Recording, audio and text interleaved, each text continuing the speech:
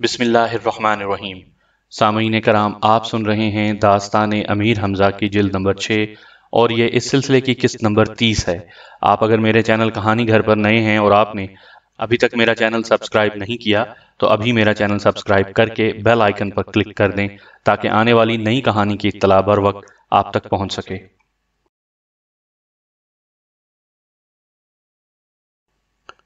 ایک دو منزلیں طے کرنے کے بعد سرخان کا لشکر آگے نکل گیا اور ایک مقام پر پڑاؤ کیا۔ رات کے پچھلے پہر عمرو عیار نے اپنی دردناک آواز میں گانا شروع کیا اور ایسے شعر پڑھے کہ سرخان انہیں سن کر بے چین ہو گیا۔ غلاموں سے پوچھا کہ یہ کون گا رہا ہے؟ انہوں نے بتایا کہ یہ عمرو عیار ہے۔ سرخان نے حکم دیا کہ اسے ہمارے حضور میں پیش کرو۔ غلام عمرو کو سرخان کے سامنے لے آئے۔ اس نے پوچھا، یہ گانا تو ہی گا رہا تھا؟ جی سرکار، میں ہی یہ گستاخی کر رہا تھا، عمرو نے دانت نکال کر جواب دیا۔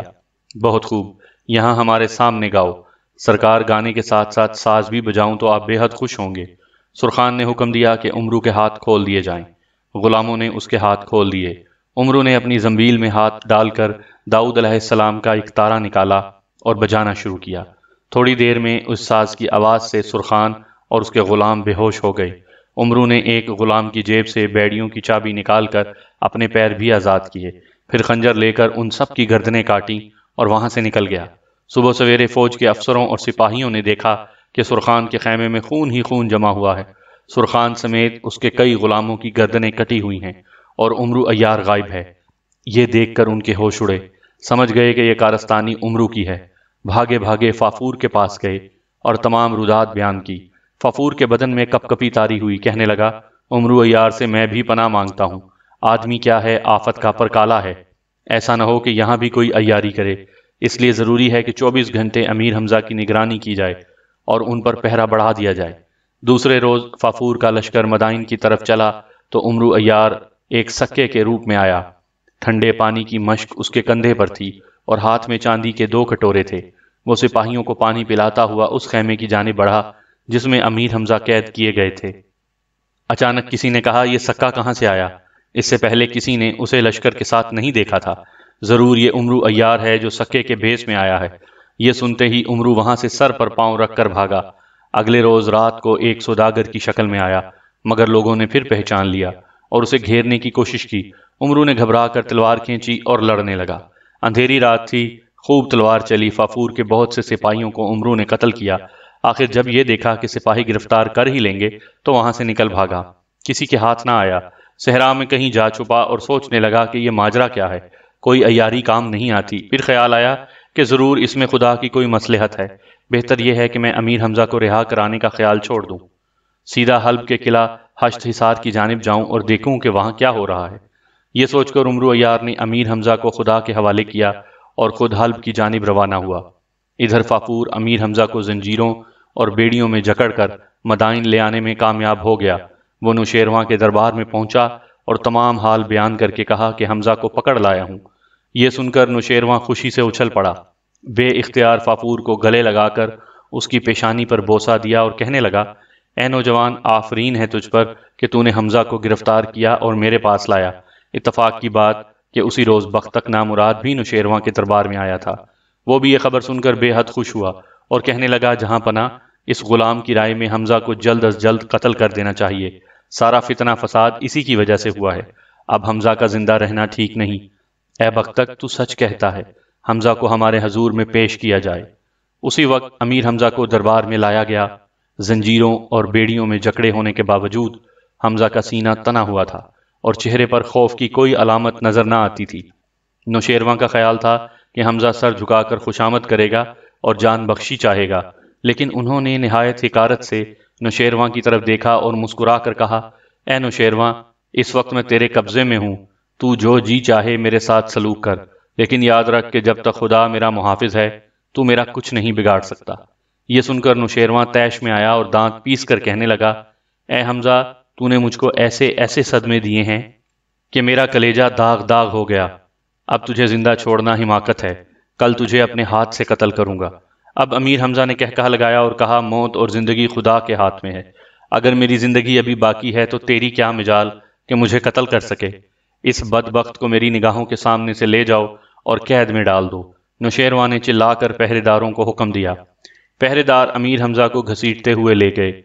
اس کے بعد بختک نے منادی کروانے والوں کو طلب کیا اور ان سے کہا کہ شہر میں ڈونڈی پٹوا دو کہ کل منہ اندھیرے شہنشاہ نوشیروان اپنے ہاتھ سے حمزہ کو قتل کریں گے۔ سب لوگ مدائن کے قلعے میں آئیں اور یہ تماشا دیکھیں۔ ڈونڈی پیٹنے والوں نے شہر بھر میں یہ اعلان کر دیا۔ جس نے سنا وہی رنجیدہ ہوا اور کہنے لگا، نوشیروان کو کیا ہو گیا ہے کہ حمزہ جیسے بہادر جوان کو قتل کرنے کے در پہ ہے؟ حمزہ نے تو بادشاہ پر بے شمار احسانات کیے ہیں، اس کے علاوہ وہ نوشیروان کا داماد بھی تو ہے، کیا بادشاہ اپنی بیٹی کو بیوہ کرنے پر تل گیا ہے؟ غرض جتنے منہ اتنی ہی باتیں۔ کوئی شخص بھی اس اعلان سے خوش نہیں تھا، لیکن کسی کو دم مارنے کی جرت بھی نہ تھی۔ اگلے روز سورج نکلنے سے پہلے ہزاروں لوگ مدائن کے قلعے میں جمع ہو گئے۔ جا بجا سنگینوں کا پہرا تھا۔ بازاروں اور گلی کوچوں میں سناٹا ہو گیا۔ عورتیں منہ چھپا چھپا کر رو رہی تھیں اور لوگوں کے چہرے خوف سے اترے ہوئے تھے۔ تھوڑی دیر بعد نوشیروان کی سواری نہایت دھوم دھام سے نکلی اور قتل گاہ کی طرف چلی۔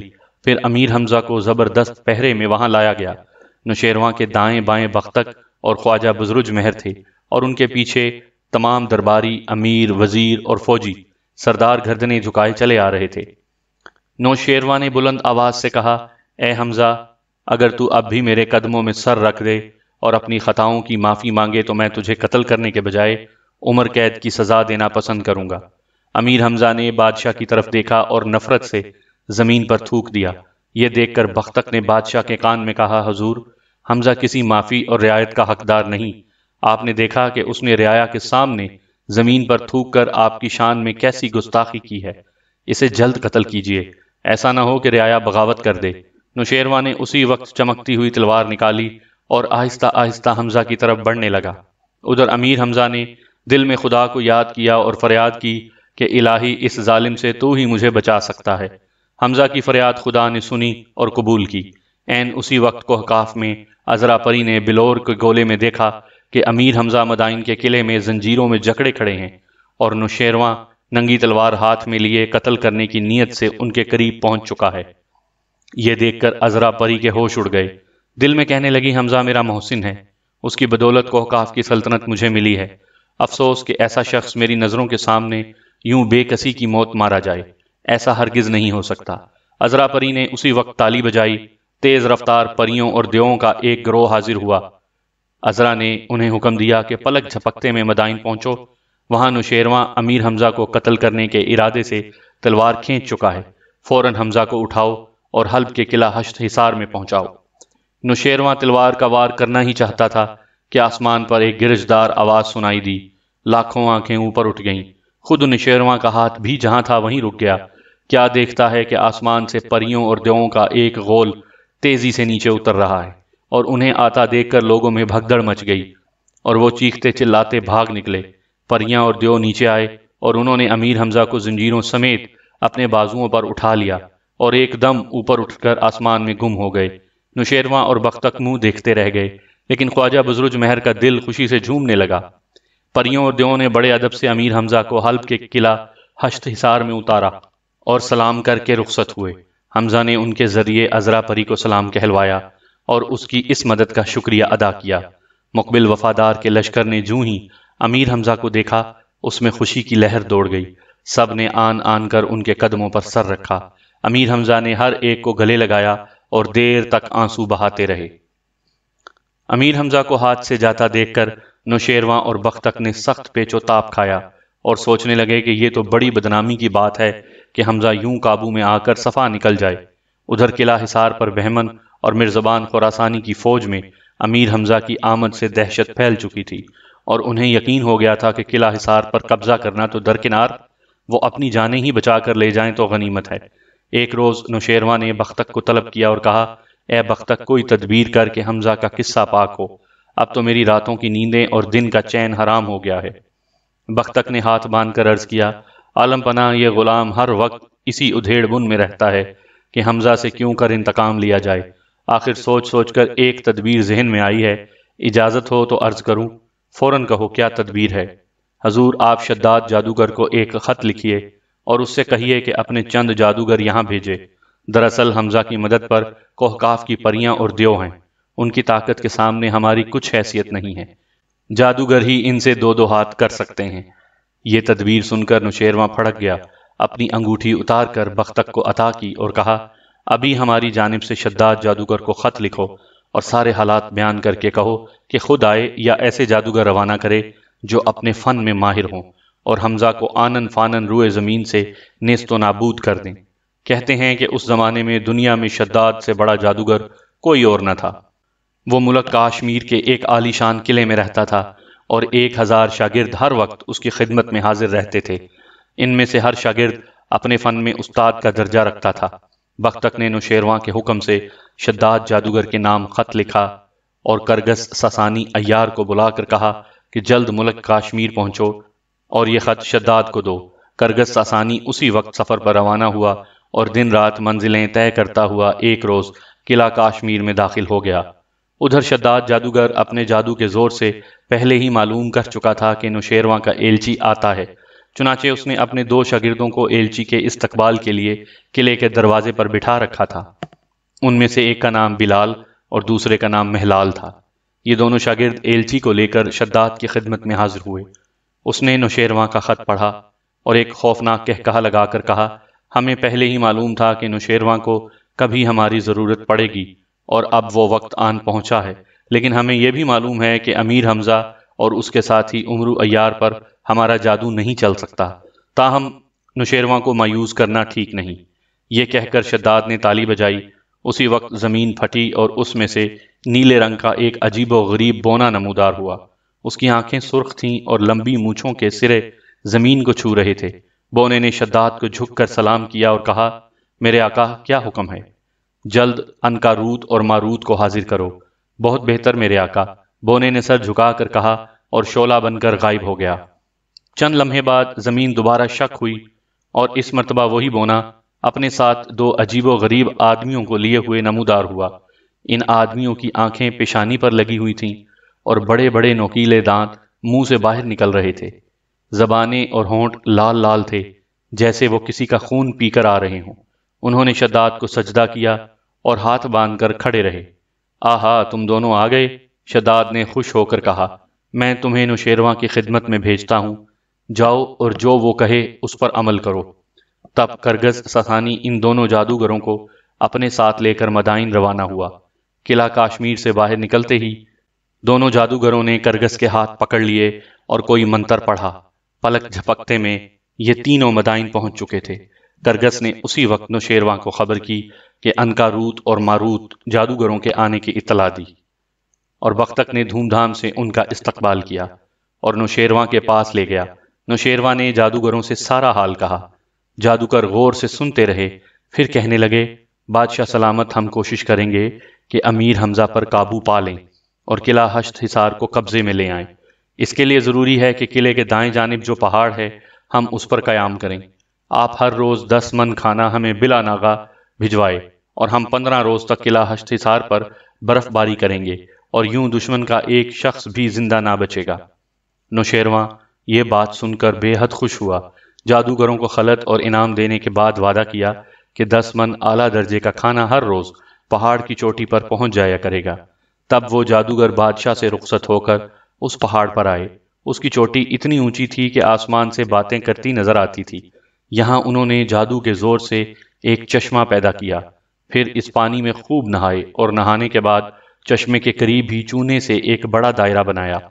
اس دائرے کے اندر بیٹھ کر کافور، لونگ اور لبان سلگایا، پھر جادو کے زور سے ایک کالی بلی پیدا کر کے اس کا گلا کاٹا اور تھوڑا سا خون اپنے ارد گرد چھڑک لیا۔ اس کاروائی سے فارغ ہو کر دونوں منتر پڑھنے میں مصروف ہو گئے۔ بہت دیر تک منتر پڑھنے کے بعد انہوں نے اپنی جیبوں میں سے روئی نکالی اور بلی کے خون میں تر کر کر کے آسمان کی طرف پھینکنی شروع کر دی۔ روئی کے گالے جو ہی فضا میں جاتے، بادل بن کر تیرنے لگتے اور قلعہ ہشت حصار کی طرف بڑھتے۔ آخر ان بادلوں نے قلعے کو چاروں طرف سے ڈھانپ لیا۔ پھر ان میں سے روئی کے گالوں کی طرح نرم نرم برف زمین پر گرنے لگی۔ کہنے والے کہتے ہیں کہ 3 دن اور 3 راتیں ایسی برف پڑی کہ قلعے کے اندر اور باہر 60-60 فٹ اونچے برف کے چبوترے بن گئے اور برف کا ایک عظیم انبار قلعے کے چاروں طرف جمع ہو گیا، جس کو ہٹانا یا اس میں سے راستہ بنانا ممکن نہ رہا۔ قلعے کے باہر پانی کی جو خندق تھی اس میں بھی پانی جم گیا۔ امیر حمزہ اور ان کے دوست اس ناگہانی آفت پر سخت پریشان ہوئے۔ حلب کے بڑے بوڑھوں نے بتایا کہ یہ پہلا موقع ہے کہ اتنی شدید برف باری ہوئی ہے۔ تب امیر حمزہ نے اس معاملے پر غور کیا اور دیکھا بھالا۔ انہیں محسوس ہوا کہ جن بادلوں سے برف گرتی ہے وہ صرف قلعے کے اوپر ہی ہیں، اس سے آگے آسمان کھلا اور صاف ہے۔ وہ فوراً سمجھ گئے کہ جادو کا کرشمہ ہے۔ اس وقت عمرو عیار کو طلب کر کے یہ سارا ماجرا کیا۔ عمرو بھی حیران ہوا، آخر کہنے لگا، فکر نہ کرو، میں کسی نہ کسی طرح اس بھید کو پانے کی کوشش کرتا ہوں۔ رات کی گہری تاریکی میں عمرو قلعے سے نکلا، دیکھا کہ ہر طرف برف کے اونچے اونچے انبار لگے ہوئے ہیں۔ ان پر پیر رکھا تو اندر دھنسنے لگا۔ آخر ایک تدبیر ذہن میں آئی۔ اس نے طلسم کے ذریعے اپنا قد 70 فٹ اونچا بنایا اور برف کی رکاوٹ آسانی سے عبور کر کے ایک کھلی جگہ میں نکل آیا۔ اس وقت اگر کوئی شخص عمرو کو دیکھ لیتا تو سمجھتا کہ یہ ضرور کوئی جن یا دیو ہے۔ قلعے سے باہر آ کر عمرو نے اپنے جسم اور ٹانگوں پر سے برف جھاڑی، پھر اپنے اصلی قد پر واپس آیا اور تیزی سے شہر مدائن کی جانب دوڑنے لگا۔ اس کا خیال تھا کہ یہ سب شرارت نوشیروان اور بختک کی ہے۔ صبح سویرے مدائن پہنچا اور ایک بوڑھے لکڑہارے کے بھیس میں شہر کے اندر گھومنے پھرنے لگا۔ پھرتے پھراتے بختک کے مکان کی طرف جا نکلا۔ دروازے پر ایک حبشی غلام کھڑا پہرا دے رہا تھا۔ عمرو نے اس سے پوچھا، کیوں بھائی، لکڑیاں خریدو گے؟ آج کل سردی زیادہ ہے، برف پڑ رہی ہے۔ یہ سن کر اس غلام نے کہا مارا اور کہنے لگا، او بوڑھے، تجھے کیا معلوم کہ یہ ماجرا کیا ہے اور بے موسم کی برف کیسے پڑ رہی ہے؟ یہ راز تو مجھے معلوم ہے۔ بے موسم کی برف؟ عمرو نے حیرت سے کہا، بھلا یہ کیا بات ہوئی؟ کبھی بے موسم بھی برف باری ہوئی ہے؟ اس بات پر حبشی غلام ناراض ہوا اور کہا، اس کا مطلب ہے میں جھوٹ بول رہا ہوں؟ ارے بے وقوف، قلعہ ہشت حصار پر یہ برف باری جادو کے زور سے ہو رہی ہے۔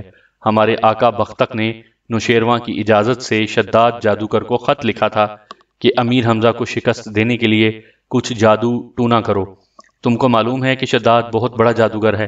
اس نے فوراً اپنے 2 شاگردوں کو یہاں روانہ کیا، ایک کا نام انکاروت اور دوسرے کا ماروت کہتے ہیں۔ اب یہ دونوں جادوگر قلعہ ہشت حصار کے قریب ایک پہاڑ کی چوٹی پر بیٹھے منتر پڑھ رہے ہیں۔ انہوں نے دعویٰ کیا ہے کہ اگر امیر حمزہ کی جانب سے اس کا کوئی توڑ پیدا نہ کیا گیا تو 10 دن کے اندر اندر یہ قلعہ برف میں بالکل غائب ہو جائے گا اور اس کے اندر رہنے والا ایک شخص بھی زندہ نہ بچے گا۔ تب عمرو نے زمین سے مٹھی بھر خاک اٹھا کر حبشی کے منہ پر ماری اور کہا، خدا تجھے اور تیرے آقا کو غارت کرے۔ دیکھ بچہ، اب میں اسے کیسا مزہ چکھاتا ہوں۔ بڈھے لکڑہارے کی اس حرکت پر حبشی غلام کو بے حد غصہ آیا۔ دانت پیس کر آگے بڑھا اور کہنے لگا، او بڈھے، تجھے اتنی جرت کیوں کر ہوئی کہ بختک وزیر کے غلام پر خاک پھینکے؟ دیکھ ابھی تیری ہڈیاں پسلیاں توڑتا ہوں۔ عمرو نے زنبیل سے سبز کمبل نکال کر اوڑھ لیا اور حبشی غلام کی نظروں سے غائب ہو گیا۔ اب تو غلام کے ہوش اڑے، ادھر ادھر دیوانوں کی طرح تلاش کرنے لگا۔ کسی نے بختک کو خبر پہنچائی، اس نے غلام کو طلب کیا اور سارا قصہ سنا۔ پھر دل میں کہنے لگا، یہ بہت برا ہوا، معلوم ہوتا ہے لکڑہارے کے بھیس میں عمرو عیار ادھر آیا، اب وہ فوراً کوئی شرارت کرے گا۔ بختک نے اسی وقت گھوڑا کسوایا اور نوشیروان کے محل کی طرف چل دیا۔ وہ جلد سے جلد بادشاہ کو یہ وحشتناک خبر سنانا چاہتا تھا کہ عمرو عیار مدائن میں موجود ہے۔ بختک تو اس فکر میں تھا اور ادھر عمرو نے یہ بھی معلوم کر لیا تھا کہ انکاروت اور ماروت جادوگروں کے لیے روانہ 10 من کھانا بھیجے جانے کا حکم دیا گیا ہے۔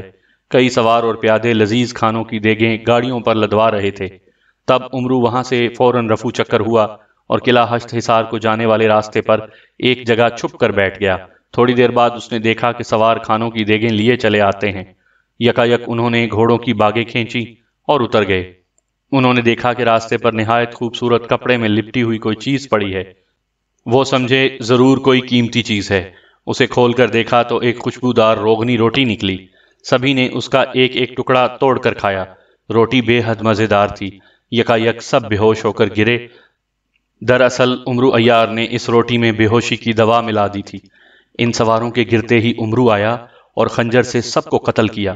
پھر اپنی صورت خچر بان کی سی بنائی اور گاڑی ہنکاتا ہوا اس پہاڑ کے قریب پہنچا جس کی چوٹی پر انکاروت اور ماروت جادوگر بیٹھے حلب کے قلعے پر جادو کے زور سے برف باری کر رہے تھے۔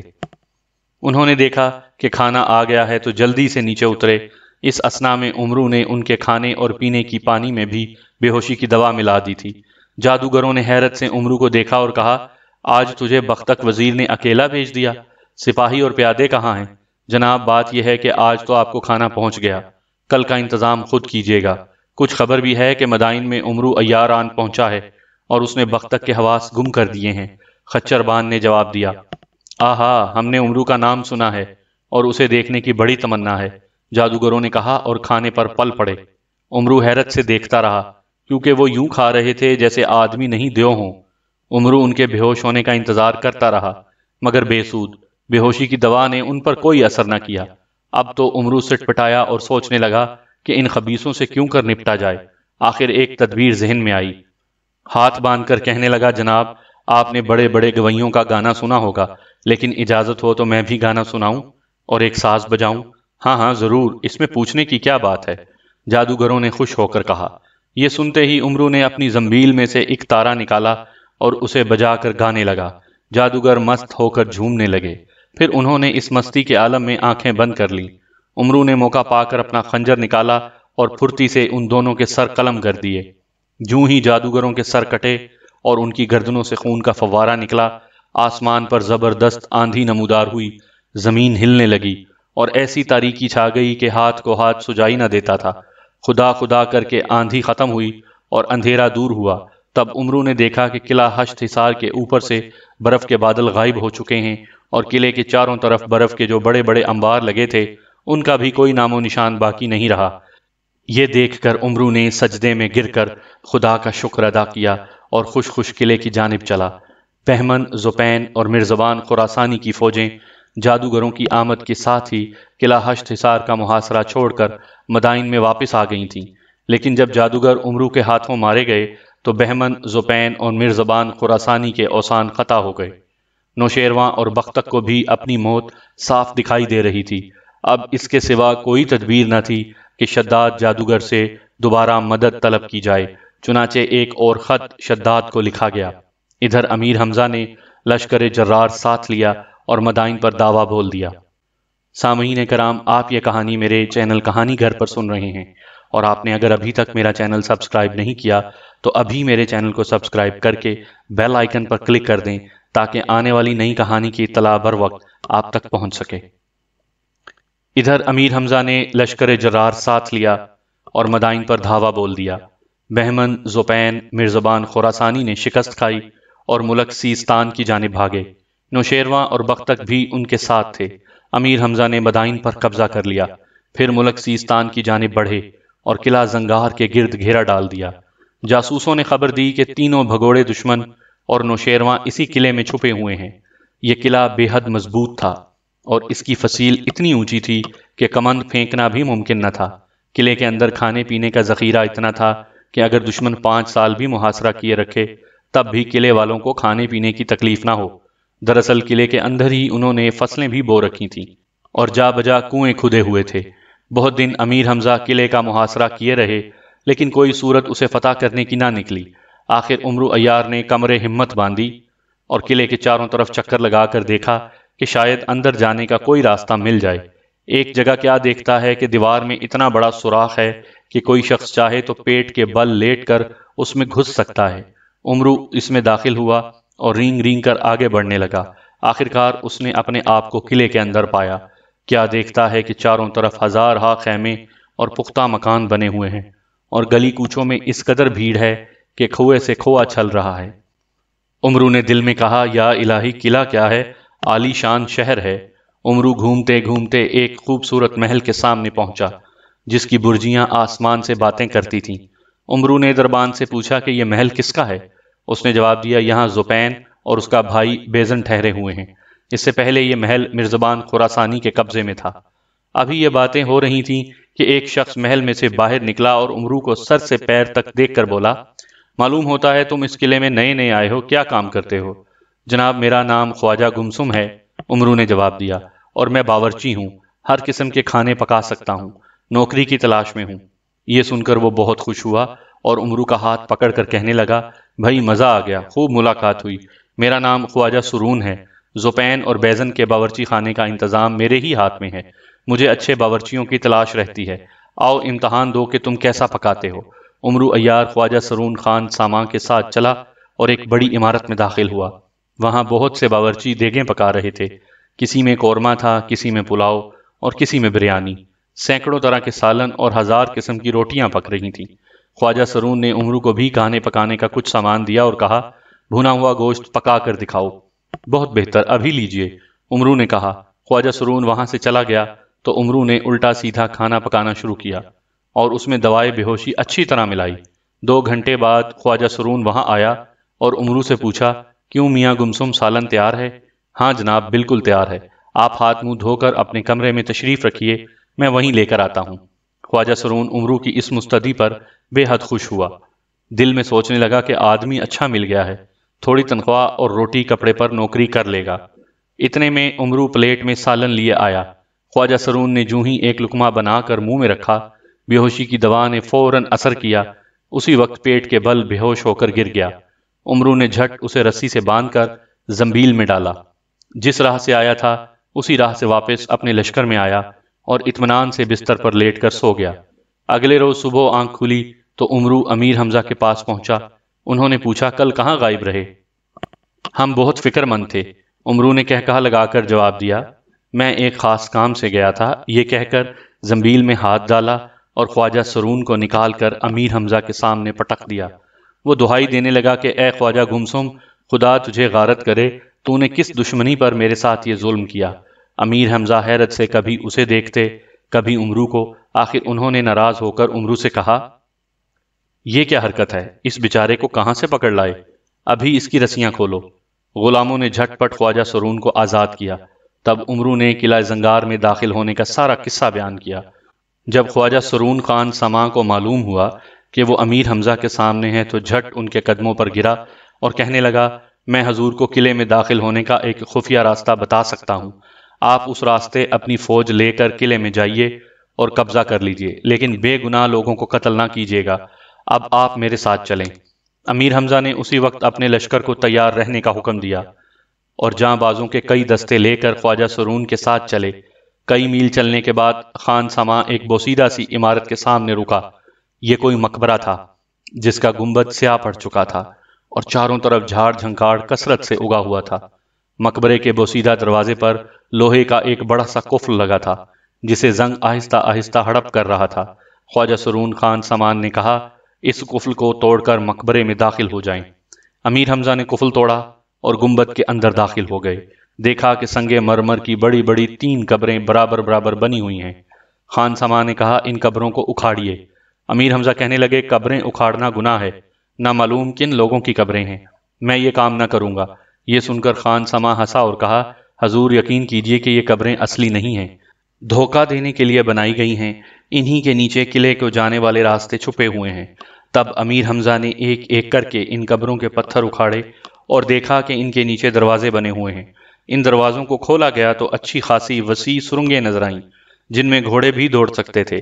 یہ دیکھ کر امیر حمزہ خوش ہوئے اور چند پیادوں کو اپنے لشکر میں روانہ کیا اور پیغام بھیجا کہ کئی ہزار سوار بھی آ جائیں۔